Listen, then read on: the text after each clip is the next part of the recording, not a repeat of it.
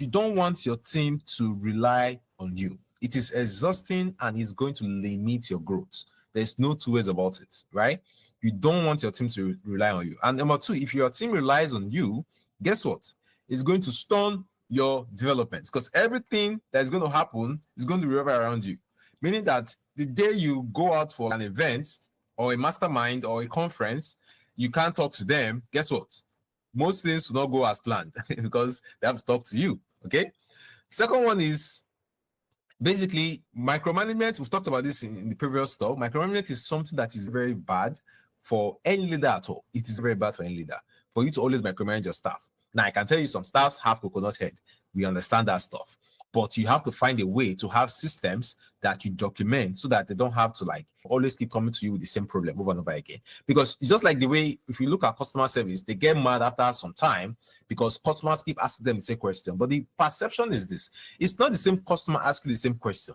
There are different customers asking the same question. So all you have to do is answer that different question one time in a Google Doc, inside a WhatsApp group, so that every time a new customer asks you that old question you've answered 20 times, you don't get mad. You just copy and you send that message to them, right? You just forward. If it's a short video about, oh, is this, let's say I was selling a wristwatch. Is this watch waterproof? I want to buy one that is waterproof. You literally just send a video you guys have already that you have in a WhatsApp group, forward it to the customer, and you answer that question. Now, you don't have to get mad. Customer asking you, is it waterproof? Because you have it on your site that says it's waterproof. Does that make sense? That's how you basically like handle that structure part of the business. And again, at the end of the day, strong teams thrive with guidance, not dependency. You want to guide them with the systems you have, but you don't want to depend on you. And this 1-3-1 rule is the best form of this. Okay. Now, I didn't come up with this 1-3-1 rule. In fact, I used to call it 1-2-1. I never knew it was 1-3-1. So 1-2-1, my own opinion is, I would say if a staff comes to me with a problem, I'll be like, okay, what's the problem? And what are two solutions that you have thought of for this problem? Now, that was before I read this book, which is a must read for anybody who leads team and anybody who wants to live a fulfilled life. Because at the end of the day, the common denominator for every one of us is our time.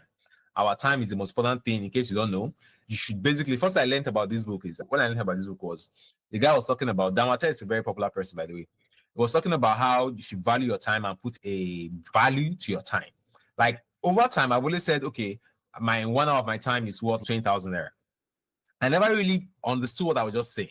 But then, after reading this book, I learned that, okay, it's not about just the value of your time alone. It's about, okay, when you buy back your time, what do you do with that time? Which is like a different story. But let me not go in. Let me just talk about 1-3-1. So like I said, I used to say 1-2, which is if a staff comes to me, I'll be like, what's the problem? Because clarity is very important. What's the problem? They'll say, okay, the customer just said that they want 2K discounts from the product and the suppliers, the delivery agent is already there. What do we do? What do you think we should do?